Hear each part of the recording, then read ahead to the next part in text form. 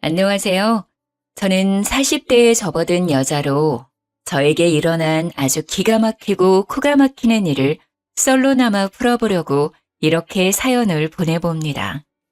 정말 몇 년 동안 지지부진하게 끌고 가던 일을 몇 개월 전 해치우고 시끄러운 속을 달래고 나니 썰을 풀 용기가 생겨나네요. 조금 답답하실 수도 있지만 저 나름대로 사이다스럽게 대처한 것 같아서 자랑 삼아 이야기를 풀어보려 합니다. 재미나게 들어주시고 추천도 눌러주시면 감사하겠습니다. 저는 남편과 연애할 때부터 남편의 호르몬이 때문에 아주 고민이 많았습니다. 보통 고부간의 갈등은 남편의 중재가 참 중요하다고 하잖아요. 근데 저희는 연애할 시절부터 삐걱거림이 참 많았어요. 시모는 남편이 어린 시절 시부가 갑작스럽게 세상을 떠나시고 안 해본 일이 없다고 할 정도로 굳은 일 다 해가시며 남편을 키워내셨거든요. 그 당시 여자 혼자 어린 아들 키우려니 얼마나 주위에서 따가운 시선을 많이 보냈겠어요. 게다가 시모가 어린 나이에 시집가서 남편을 낳았다고 했거든요. 억척스러움은 기본이고 남의 눈치를 살피지 않고 무대뽀로 자기 의견만 내세우는 그런 사람이 됐죠. 시모 말로는 그렇게 하지 않으면 남편을 혼자 키워낼 수 없었을 거라 했어요. 하지만 시대가 변했잖아요. 요즘 이혼율은 올랐고 혼자 아이 키우는 일이 뭐가 손가락질 받을 일이라고요. 시대가 변한 만큼 시모도 마음가짐을 달리 먹어야 하는데 옛날 그 시절 그때에 머물러 있으니 충돌이 일어날 수밖에요. 시모는 제가 남편과 연애할 때부터 남편을 쥐락펴락하지 못해 안달난 사람처럼 굴었습니다. 요즘 소위 말하는 가스라이팅이라고 하죠. 남편에게 끊임없이 세뇌를 시키는 겁니다. 너는 그렇게 하면 안 돼. 나는 늙고 지쳐서 이제 힘이 없다. 우리 아들은 그런 짓 안 하는 예의 바른 사람이야. 그 세 마디로 남편의 모든 행동을 본인의 입맛에 맞춰버리는 사람이었습니다. 연애할 때는 몰랐냐고요? 완전히 모르지는 않았죠. 대충은 알고 있었는데 다들 그런 착각 하잖아요. 나라면 저 사람을 충분히 바꿔놓을 수 있다. 서로 사랑하니까 서로 맞추면서 살아갈 수 있다. 우리는 다르다. 뭐 그런 착각이요. 저도 당연히 남편과 살부대 끼며 살면 맞춰갈 수 있을 거라고 장담했습니다. 결혼하고 나서는 시모랑 사는 게 아니라 저랑 사는 거니까 남편에게 의지를 불어넣을 수 있을 거라고 생각했어요. 남편과 연애하던 시절 답답한 일들이 차고 넘쳤지만 버텼습니다. 간단하게 예를 들면 저랑 남편이 데이트를 하고 있으면 전화가 와서는 아주 요란법석을 떨면서 시모가 본인 발을 다쳤다고 그래서 병원이라고 저희가 놀래서 병원으로 달려가면 그냥 발에 조금 생책이 난 정도로 인대가 늘어난 것 같다느니 깁스를 해달라고 고래고래 소리를 지르고 그러셨어요. 응급실에서도 몇 번 퇴짜를 맞고 동네 병원에서도 이건 그냥 소독만 하셔도 된다. 병원 올 일이 아니다 해도 아파 죽겠다고 난리를 치셨죠. 주말에 데이트를 하려고 약속을 잡고 있으면 슬그머니 남편에게 나도 같이 가고 싶다. 밖에 나가고 싶다. 나도 맛있는 거 먹을 줄 아는데 이러면서 남편한테 자꾸 같이 가면 안 되냐고. 어차피 결혼하면 자주 볼 건데 좀 껴달라고 불편하게 그러셨어요. 또 우리 효자 남편은 한두 번 거절하고 나니까 세 번 거절은 마음에 걸렸는지 저한테 양해 좀 해달라고 하고 한창 불타오를 시기에도 세 번에 한 번꼴로 시모랑 같이 데이트를 하러 다녔다니까요. 거기다가 저희 부부가 영화 보는 걸 참 좋아하는데 특히나 액션 영화를 정말 좋아해요. 좋아하는 영화 제작사에서 신작이 나오면 무조건 가운데 자리에 미리 티켓팅을 해서 보러 갈 정도로 좋아하는데 그거 보러 가려고 하면 본인도 껴달라고 하고 제가 오죽하면 해외 영화라 자막도 읽어야 하고 엄청 어지럽고 시끄러우실 텐데 괜찮으시겠냐고 돌려서 말할 정도였어요. 그래도 좋다고 굳이 따라와서는 영화 끝나고 멀미가 나서 죽겠니, 자막이 너무 빨라서 내용을 모르겠네 하시면서 집에 가자고 남편만 쏠랑 데리고 집으로 가버리시고 그랬습니다. 참, 이렇게 글로 쓰니까 연애할 때부터 답이 없었는데 전 왜 결혼까지 했을까요? 그때만 해도 아직 결혼하기 전이니까 라고 스스로를 가스라이팅 했던 것 같네요. 남편도 생각해보면 엄청난 마마보이였는데 그 당시에는 콩깍지가 씌어 있었는지 그게 다 시모 탓이라고만 생각했던 거죠. 손뼉도 마주쳐야 소리가 나는 법인데 제가 몰라도 너무 몰랐죠. 감쪽같이 속아 넘어가 결혼을 코앞에 두고 있을 때 정신이 번쩍 들어 남편에게 절대 합가는 없을 거라고 못 박았습니다. 남편도 당연히 합가 생각은 안 했다며 저의 의견에 동의를 해주었어요. 그런데 시모의 입장은 조금 애매했습니다. 합가를 하지 않을 거면 시댁 근처에 살았으면 좋겠다고 이야기를 했고 신혼집 위치를 시댁 근처로 잡으라고 종용했어요. 칼같이 거절했으면 좋았을 텐데. 애매한 것이 시댁이 딱 남편과 제 직장 가운데쯤에 위치하고 있었거든요. 교통편도 좋은 편이었고요. 어차피 합가는 없을 거라고 못 박아뒀으니 한 수 접어서 시댁 근처에 신혼집을 얻는 것도 나쁘지 않겠다 싶어서 그렇게 하겠다고 했습니다. 그러자 시모가 기분이 좋았는지 통 크게 신혼집 얻을 때 보태라며 3억을 주시는 거예요. 결혼해서 가족이 된다고 하니 저를 좀 이뻐해 주시는 건가 싶어서 감사하게 받았습니다. 그걸 받았으면 안 되는 건데. 항상 후회는 뒤늦게 하는 법이죠. 완전 제 착각에 빠져서 시모가 저를 위해 3억을 내어준 거라 생각했던 거죠. 양가의 축복 아래 꿈에 그리던 결혼식을 하고 신혼여행을 다녀오고 그때까지만 해도 행복에 겨워 잠을 못 이룰 정도였습니다. 남편과 단둘이 채워가는 신혼집이 너무너무 마음에 들었어요. 맞벌이로 지친 와중에도 서로를 챙기고 밥상을 같이 나누는 게 또 소소한 행복이더라고요. 그런데 6개월쯤 지나서부터 그 행복에 조금씩 금이 가기 시작했습니다.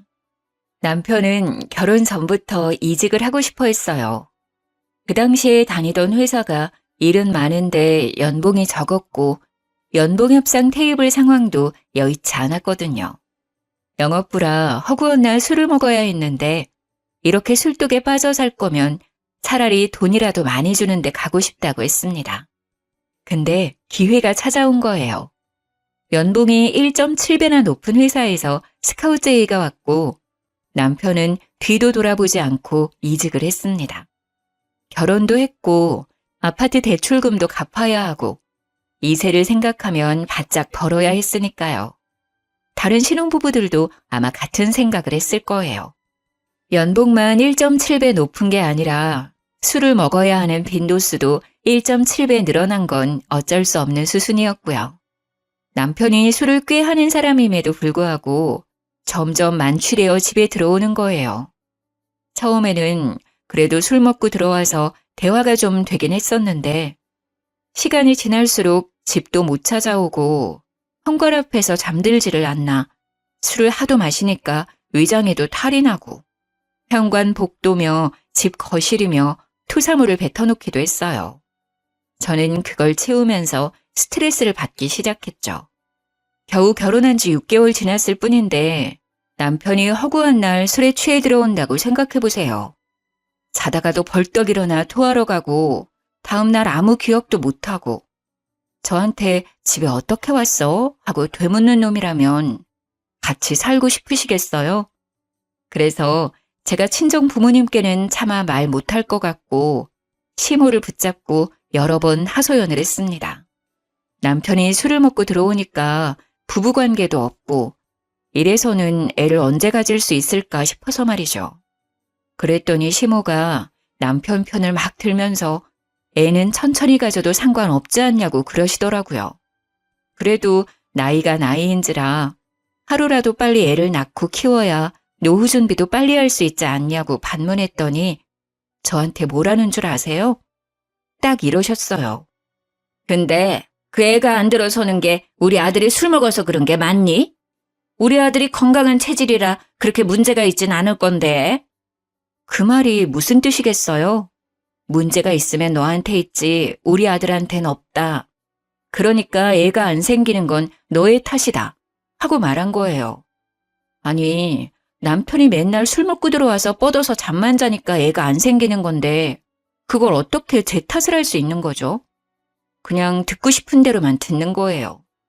타이밍이 맞아야 애가 생기든지 말든지 할 텐데 그건 쏙 빼놓고 그냥 제 몸에 문제가 있는 건 아니냐고 자기 듣고 싶은 대로 듣고 말하고 싶은 대로 하는 거예요. 그게 너무너무 열받더라고요. 제가 웃으면서 하늘을 봐야 별을 따져 했더니 여자가 부끄러운 줄도 모르고 그런 이야기를 한다고 또 버럭하시고 잘 지내고 싶어도 잘 지낼 수 없는 관계가 고부관계라더니 그 말이 실감나는 순간이었습니다. 어느 날은 시모가 나한테 남편이 맨날 늦게 들어오는데 혼자 있는 게 외롭진 않냐고 하시더라고요. 저도 퇴근하고 나면 저녁 7시는 되고 남편이 뭐 언제 들어올지는 몰라도 11시에서 새벽 1시 사이에는 들어오니까 그때까지 집 정리도 좀 하고 TV도 보고 취미 생활하느라 사실 그 시간이 지루하거나 하진 않았거든요. 아주 가끔 술 한잔 땡길 때는 외로울 때도 있지만요. 그래서 제가 그냥 글쎄요 하고 말았더니 저한테 냉큼 내가 여기 들어와서 같이 살까? 이러시는 거예요. 제가 너무 놀라서 거침없이 시모에게 말을 하고 말았습니다. 어머님, 그게 무슨 소리세요? 집이 코앞인데 합칠 이유가 없죠. 그랬더니 시모가 입을 삐죽이면서 저한테 묻더라고요. 넌 나랑 같이 사는 게 싫으니? 보통 며느리들 같으면 면전에 대놓고 싫은데요? 이런 말 못하겠지만 저는 입 빨린 말을 잘 못하는 성격이라 바로 말했어요. 제가 생각해도 무슨 용기로 그런 말을 했는지 모르겠네요. 싫어요, 어머님. 저희 맞벌이인데 어머님이 저희랑 같이 살면 부부 빨래에 청소에 밥에 그거 다 해주셔야 되는데 그러면 어머님도 불편하고 저도 불편하지 않을까요? 지금처럼 적당히 거리 있게 지내는 게 좋을 것 같아요. 그러자 시모가 알겠다고 하더라고요. 제가 현실적으로 청소에 밥에 빨래 이야기까지 나오니까 솔직히 하기 싫으셨겠죠. 제가 전업주부도 아니고 일을 하고 있으니까요. 만약에 집에서 남편이 벌어다주는 돈으로 생활하는 전업주부였다면 시모는 몸만 달랑 와서 저를 엄청 괴롭히고도 남을 사람이었어요. 매일같이 잔소리에 대면서 이거 해라 저거 해라 우리 아들도 아까운 줄 모른다고 내내 외치셨겠죠. 그때만큼은 제가 일을 그만두지 않은 걸 정말 다행으로 생각했습니다. 그런데 항상 제 예상대로만 일이 흘러가는 건 아니었어요. 사고가 터지고 말았습니다. 남편이 그날도 술을 먹고 집으로 귀가하는 중이었고 저희 아파트가 신식 아파트는 아니라서 현관 입구에 계단이 좀 많았거든요. 근데 높이가 좀 일정치 않고 제멋대로이기도 하고 미끄럼 방지 처리가 되어 있었는데 그게 쇠붙이로 되어 있었어요. 평소에도 계단을 뛰어내려가던 어린아이들이 많이 다치는 곳이기도 해서 수리를 해야 된다는 이야기도 돌고 있었던 자리였습니다. 그 계단에서 하필이면 남편이 발을 헛디뎠고 높은 계단은 아니었지만 날카로운 쇠붙이를 얼굴로 긁으며 고꾸라지는 바람에 크게 다친 거였어요. 밤에 자려고 누웠다가 경비 아저씨 연락을 받고 뛰쳐내려갔는데 진짜 너무 깜짝 놀랐습니다. 얼굴이 다 긁혀서 상처투성이었고 발을 심하게 삐었는지 발목이 돌아간 것처럼 보였어요. 놀래서 눈물도 못 흘리고 악소리만 내고 있는데 경비 아저씨가 구급차를 불러주셔서 병원으로 급하게 이송이 되었습니다. 얼굴은 완전히 다 긁혔지, 발에는 깁스를 했지, 피멍도 막 올라오지, 치아도 흔들린다고 하더라고요. 거기다가 속에 뼈가 어찌 다쳤는지, 머리는 안 다쳤는지 정밀 검사를 해봐야 한다는 의사 말에 너무 놀랬습니다.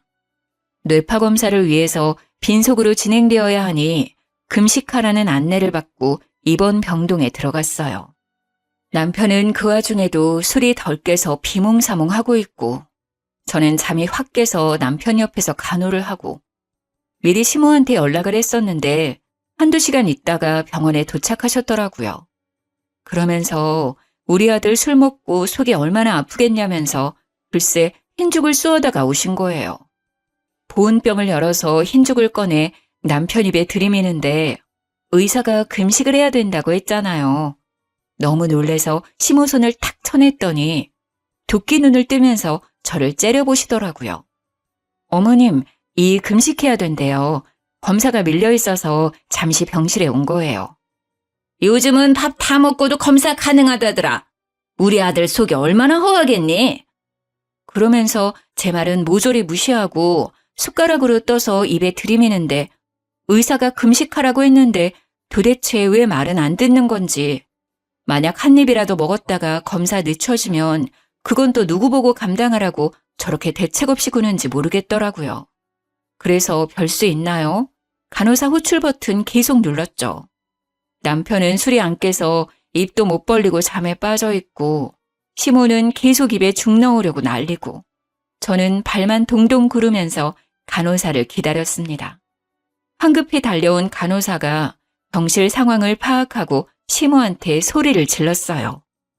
환자분 금식이에요. 금식 안 하시면 음식물 역류해서 기도가 막힐 수도 있어요.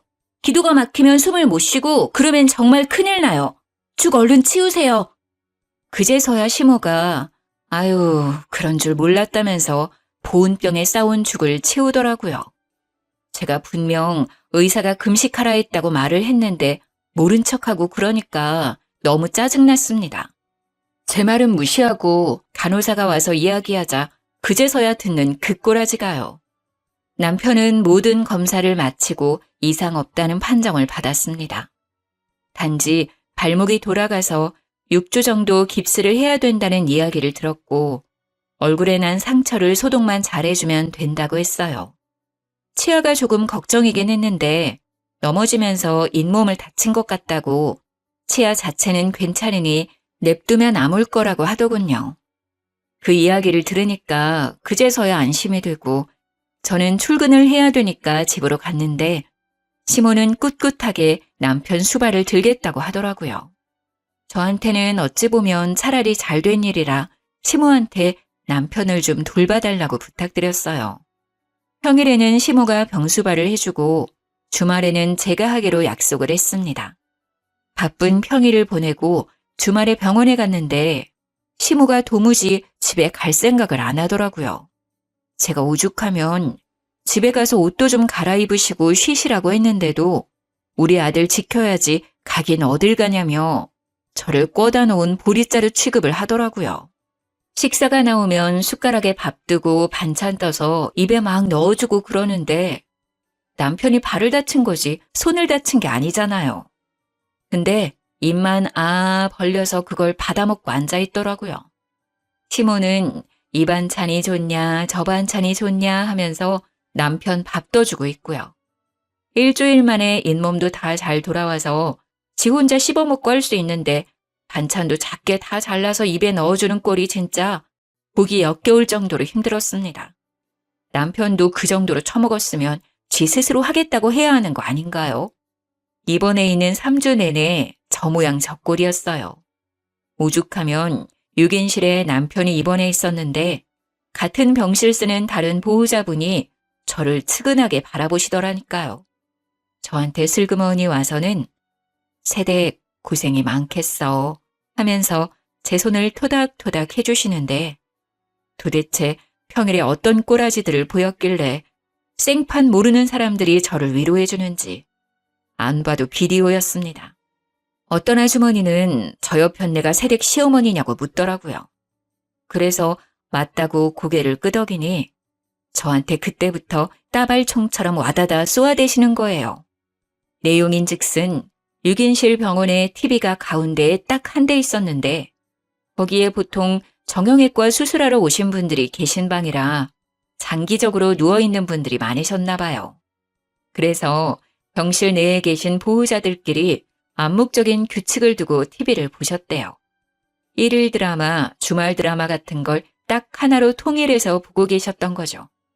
우리 시모가 병실에 자리 잡기 전까지는 아무 문제 없이 순번 지켜가면서 잘 보셨다고 했어요. 그런데 일일 드라마 보는 시간에 시모가 갑자기 TV 리모컨을 쓱 들고 가더니 본인 보고 싶은 프로그램을 막 돌리더래요.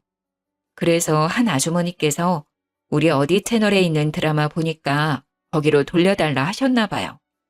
그러니까 우리 시모가 한다는 소리가 나는 그 드라마 안 보는데 왜 같이 봐야 하냐면서 자긴 다른 거 보겠다고 채널을 돌리더래요.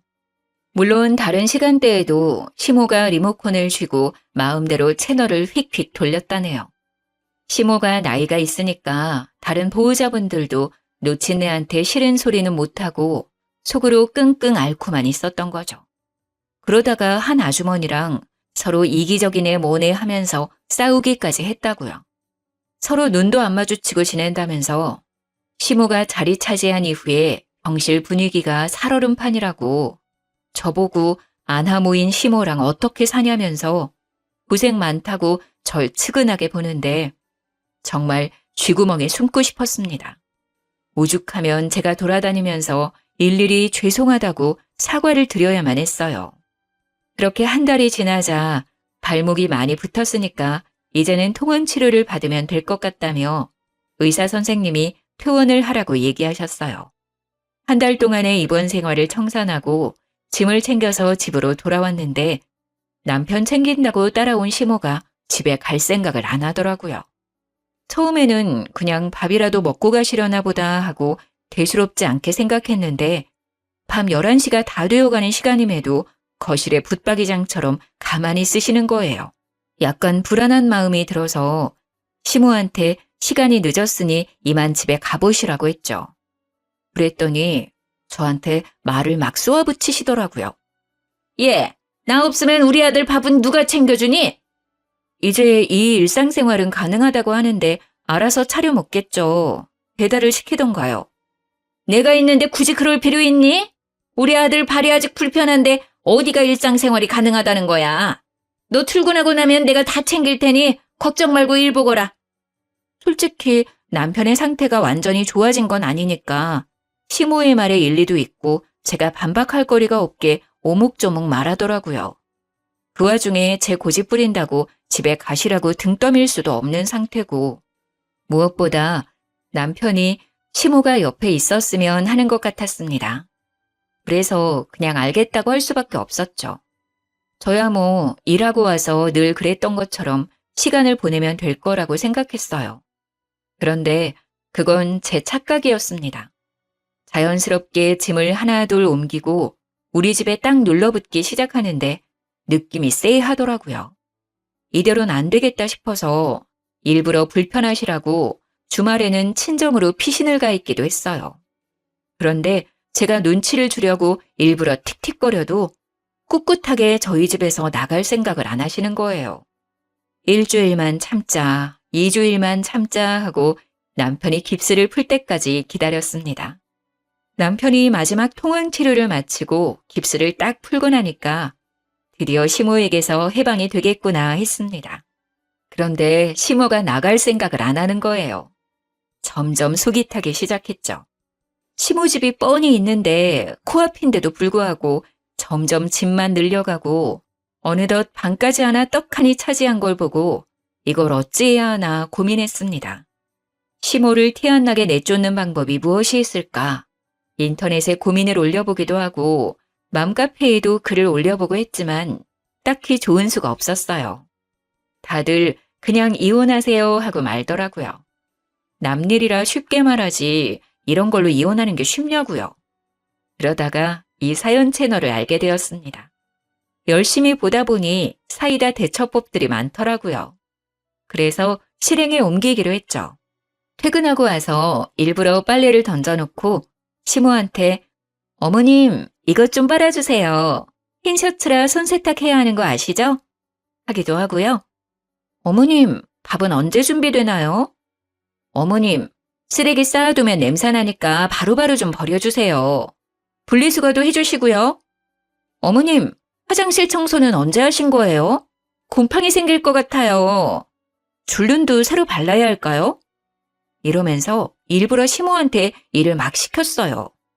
남편이 토끼 눈을 뜨고 저를 바라보았지만 못 본 척 무시하고 제가 하고 싶은 말을 와다다 쏟아냈죠. 시모도 제가 이런 식으로 나올 거라고 생각을 못했는지 놀라고 당황해하면서 저한테 그걸 왜 자기가 해야 되냐고 되묻더라고요. 왜 하긴요, 어머님. 저희 둘 다 맞벌이인데 이제 다시 출근하면 집안 살림을 어머님이 봐주셔야 하는 거 아니에요? 이런 거 해주시려고 집에 오신 거 아닌가요? 저는 그런 줄 알았는데. 그럼 지금부터라도 해주세요. 시모가 무척 당황했는데 어버버 하는 틈을 타서 쐐기를 탁 박았죠. 내일은 욕실 청소랑 베란다 정리도 좀 해주세요.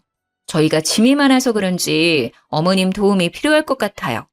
전 남은 일 하고 올 테니 밥 다 되면 불러주세요. 하고 방으로 쏙 들어갔습니다. 남은 일이 있다는 것도 진짜였고 밥 차려달라는 것도 진심이었죠. 홀가분한 마음으로 신나게 재택근무를 하고 밥 다 됐다는 시모의 퉁명스러운 말에 나가서 밥을 신나게 먹었습니다. 남이 차려준 밥 먹으니까 진짜 꿀맛이더라고요.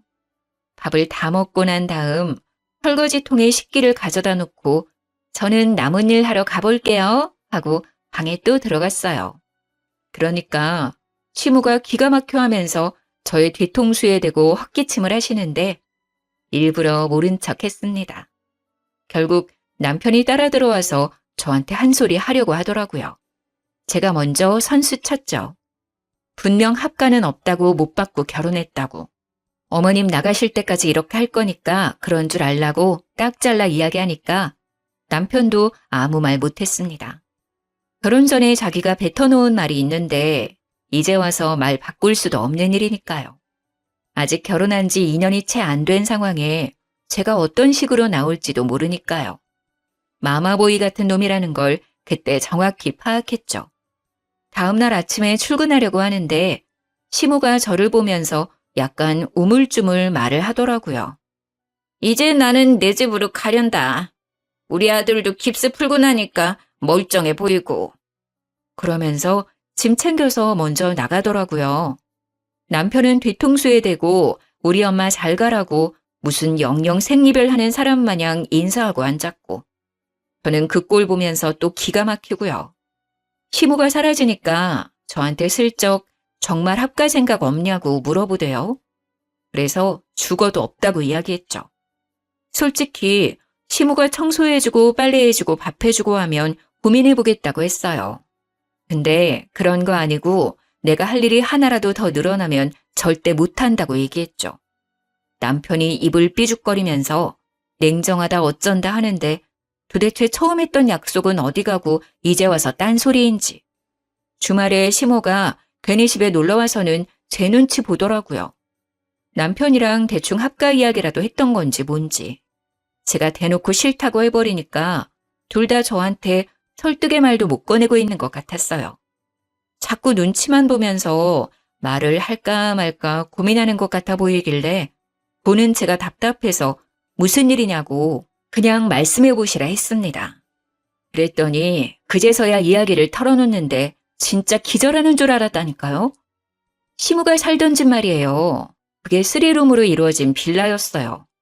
지은 지 좀 오래된 집이긴 하지만 보수가 잘 되어 있는 집이라 큰 문제는 없었고요. 외관이 많이 낡았지만 거의 대부분 집들이 리모델링 해놔서 집안은 상당히 깔끔했거든요.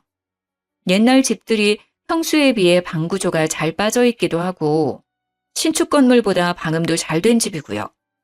그 빌라가 매매가로 5억 정도 하는 집이었는데 전세가는 2억대였어요.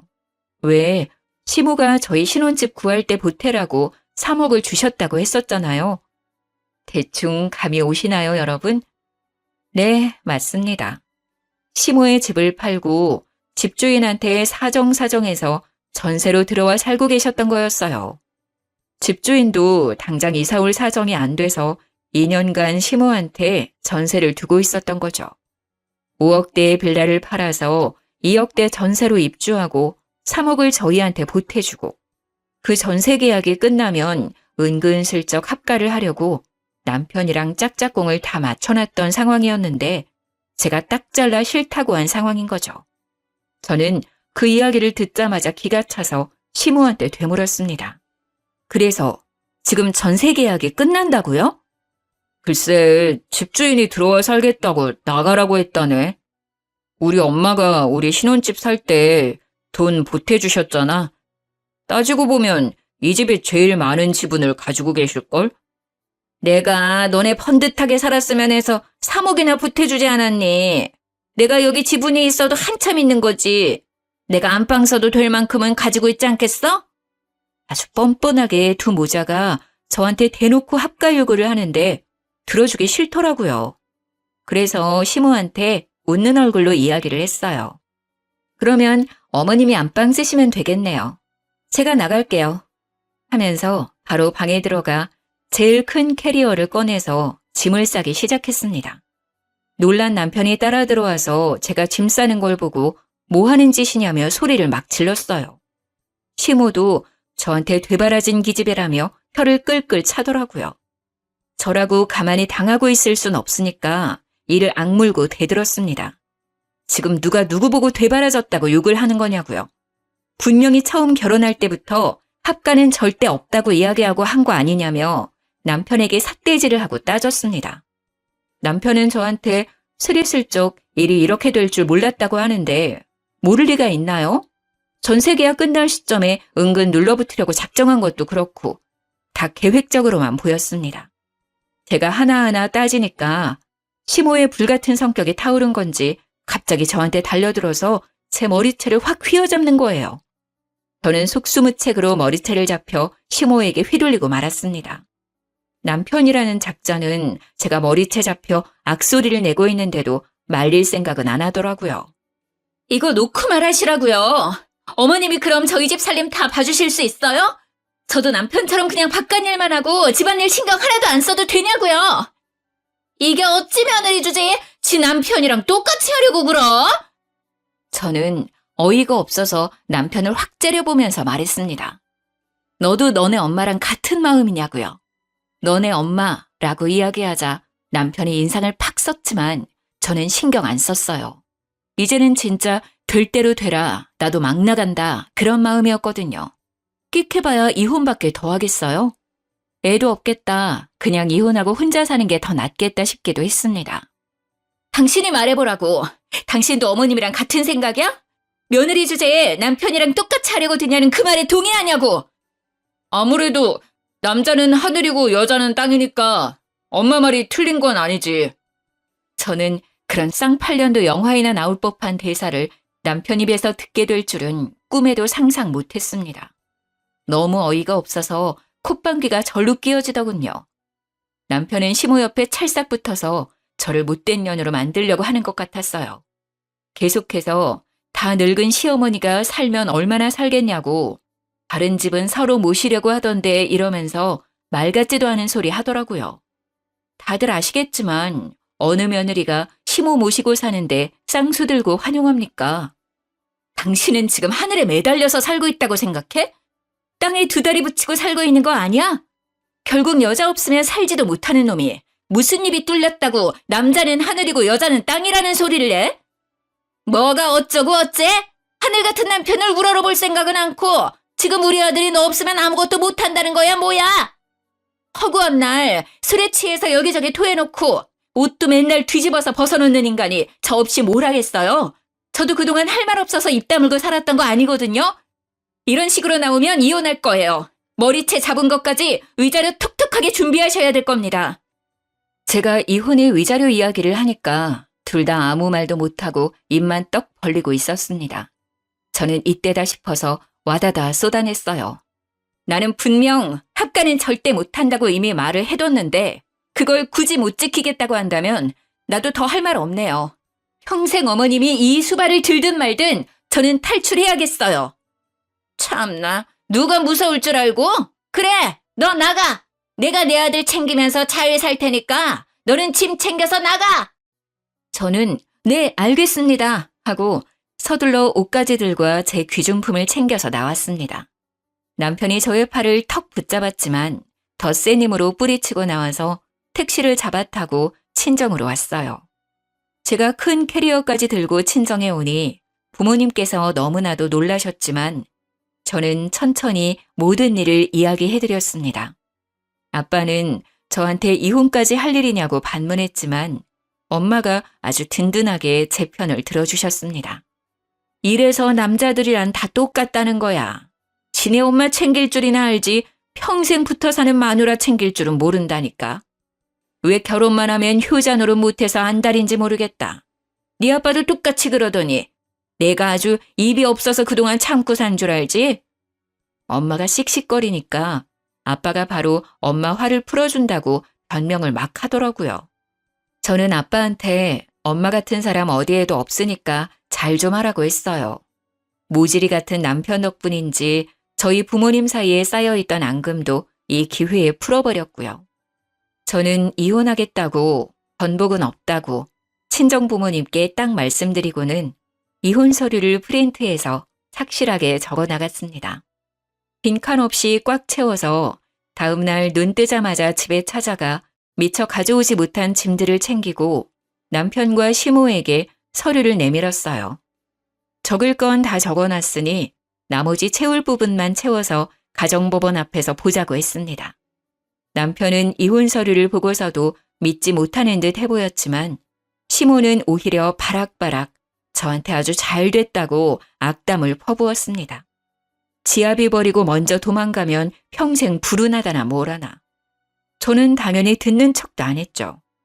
남편이랑 평일에 반차를 내고 가정법원에 서류를 접수하고 이혼 교육도 들어야 한다고 하더라고요. 착실하게 교육까지 듣고 법원에서 준비해주는 상담도 받고 그럼에도 불구하고 이혼하겠다고 했습니다. 남편은 저의 마음을 회유하려 했지만 이미 정이 다 털린 상태인데 다시 붙잡고 말고가 어디 있겠나요. 다행히도 아이가 없어서 한 달의 숙려기간이 지나면 법원에 출두해서 이혼 재판을 받으면 된다고 했습니다. 혼인신고서는 둘이 구청 가서 접수만 하면 됐는데 이혼이라는 건 참 복잡하더라고요. 아무리 그래도 한번 하겠다고 마음을 먹으니 마음이 돌아가진 않더라고요. 그날 이후 남편이 술 먹고 두어 번 전화하기도 했고 시모가 저한테 전화를 한 번 하긴 했는데 둘 다 안 받았어요. 뻔한 이야기 할 것 같아서 받기 싫었죠. 이혼이 애들 장난도 아니고 화해한다고 다시 예전처럼 돌아갈 수 있는 문제도 아니었고요. 한 달이 지나고 재판 날이 다가오자 시모가 친정집으로 찾아왔더라고요. 엄마한테 이런 일로 이혼하는 게 영 말이 안 되는 것 같다 하면서 자식 교육을 어떻게 시킨 거냐고, 합가하는 게 뭐가 문제라고 이게 이혼까지 할 일이냐고 따졌다는데 엄마가 시모한테 소금을 뿌렸대요. 남의 집 귀한 딸 데리고 어떤 시집살이를 시킬 줄 알고 합가하는데 동의하겠냐고. 이혼하는 마당에 찾아와서 찌질하게 이러지 말고 꺼지라고 했대요. 얼마나 속이 시원하던지 막 깔깔거리면서 웃었습니다. 이혼 도장 찍고 나니까 시모가 저한테 구구절절 문자를 보냈더라고요. 한 달 동안 남편의 히스테리에 술주정에 아주 정신이 쏙 나갔었나 봐요. 저한테 뭐 이런 걸로 이혼을 하냐고, 노인이 살면 얼마나 살겠냐고, 셋이서 북적북적 살다 보면 갈등 같은 것도 별로 없을 거라고 문자를 했길래 쿨하게 답장해드렸습니다. 앞으로 아들이 술 처먹고 들어와서 토하는 거 잘 치우시고요. 고래고래 소리 질러서 주위 이웃들이 민원 넣는 것도 잘 해결하시면서 원만하게 사시고요. 현관 앞에서 잠드는 경우 많으니까 입 돌아가지 않게 입을 잘 덮어주시고요. 집안일 열심히 하시면서 아들 뒷바라지 잘 해보세요. 저는 저 혼자 잘 먹고 잘 살겠습니다까지 붙여서 완전히 약을 올렸더니 쉬지 않고 전화가 오더라고요. 바로 전화기 전원 꺼버렸습니다. 전 남편이 되어버린 그 사람에게도 앞으로 쓸데없이 연락하지 말고 모르는 사이로 지내자고 했고요. 이혼 확정 나온 서류를 구청에 제출하고 나니 제 배우자 이름에 남편 이름이 사라지더라고요. 등본까지 딱 떼서 깔끔하게 확인하고 가벼운 마음으로 집으로 돌아와 축하 파티를 했습니다. 제가 만약 다른 분들의 사연을 몰랐다면 이런 사이다 대처가 가능했을까요? 집단 지성이라고들 하죠.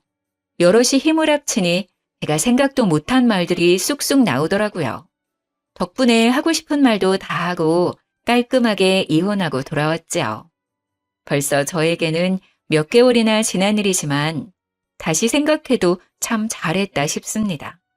비가 많이 오는데 다들 빗길 조심하시고요. 제가 바라는 건 그냥 두 모자가 아주 평생 알콩달콩 서로의 뒷바라지하면서 잘 살길 바랄 뿐입니다. 저는 너무나도 홀가분한데 전시모는 짐덩어리 짊어진 기분이겠죠? 정말 고소해 죽겠네요. 여러분들도 저처럼 늘 고소하고 깔끔한 일들만 가득하시길 바라겠습니다. 제 이야기를 끝까지 들어주셔서 너무 감사해요. 다음에 또 재미있는 이야기 생기면 들고 오겠습니다.